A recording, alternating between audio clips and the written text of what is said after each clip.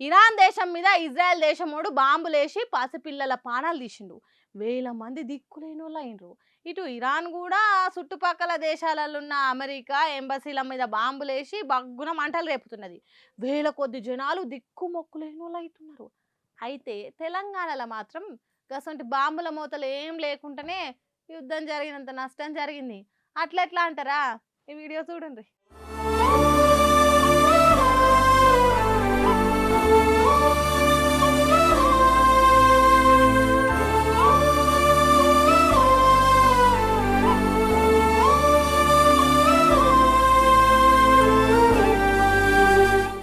అయ్యయ్యో గుండెలు విండినట్టు అవుతున్నది కదా.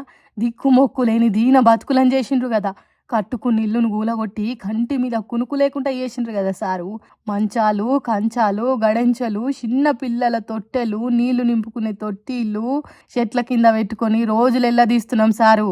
నీళ్ళల్లా శాపను తీసి గడ్డకేసి గిలగిల కొట్టుకుంటా అంటే సంబరపడ్డట్టు చేసిండ్రు కదా సారు మా బతుకులను. ఆటో ట్రాలీలల్లా చెట్ల కింది బతుకులాయే కదా సారు మాయి. ఎంత మంచిగా చేసిండ్రు సారు మా బతుకులను. ఏం సాధించిండ్రు సారు మమ్మల్ని నేర్పించి. ఏం ఎలుగబెట్టిండ్రు సారు. ఇప్పుడు మీకు సంతోషం సంబరం కలుగుతున్నదా సారు? మా ఏడుపులు మీకు సాడిస్ట్ ప్లెజర్ అవుతున్నదా సారు? ఇప్పుడు మీ కళ్ళు సలవడ్డాయా సారు? చెట్టు కింద చెత్త చెదారాలు ఉండే కాడ మేం బతుకుతుంటే ఆనందం కలుగుతున్నదా సారు? ఏటు నుంచి ఏ పామొచ్చి చిన్న పిల్లలను కరుస్తుందో, ఏ ప్రమాదం మమ్మలను మింగేతానికి రెడీగా ఉన్నదో తెలియక బిక్కు బిక్కుమని బతుకుతుంటే మీ రాజకీయాలు పైలంగున్నాయా సారు?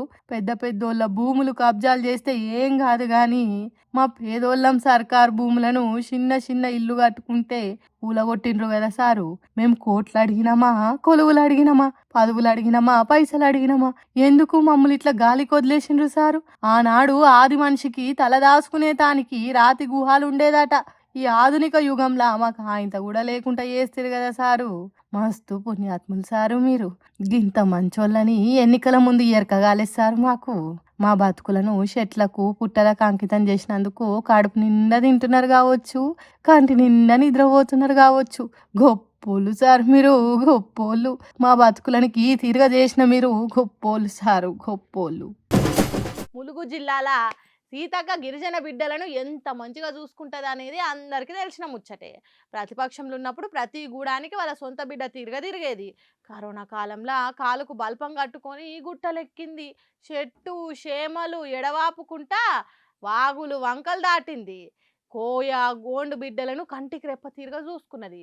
ప్రతిపక్షంలో ఉన్నప్పుడే అంత మంచిగా చూసుకుంటే మంత్రిగా అయినాక ఇంకెంత మంచిగా చూసుకోవాలి? అంతకు మించి చూసుకుంటున్నది. హిందీ నమ్ముతలేరా? అయితే ఈ వీడియో చూడండి.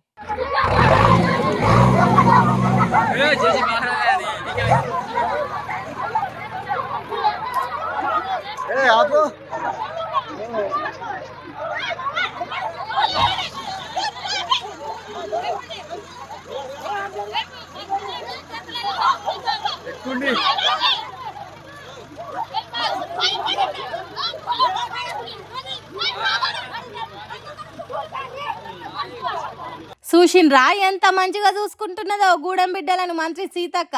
అడవిలో పుట్టినాం, అడవిలో పెరిగిన ఈ అడవే మా కాదరు అని ఈ భూమి సాగు చేసుకుంటా అంటే ఫారెస్ట్ ఆఫీసర్లను దోలి వాళ్ళ భూములను గుంజుకునే పని చేయిస్తున్నది. మస్తు మంచి పని చేయిస్తున్నది కదా. గిదే కదా గిరిజన బిడ్డల కాలుకు ముళ్ళు గుచ్చుకున్న పంటితో తీసుడంటే. కాళ్ళ కింద భూమిని కాపాడుకునే ధైర్యం లేనోళ్ళ అడవి బిడ్డలంటే పోలీసులను చూసి దడుచుకుని ఉరికేటోళ్ళ.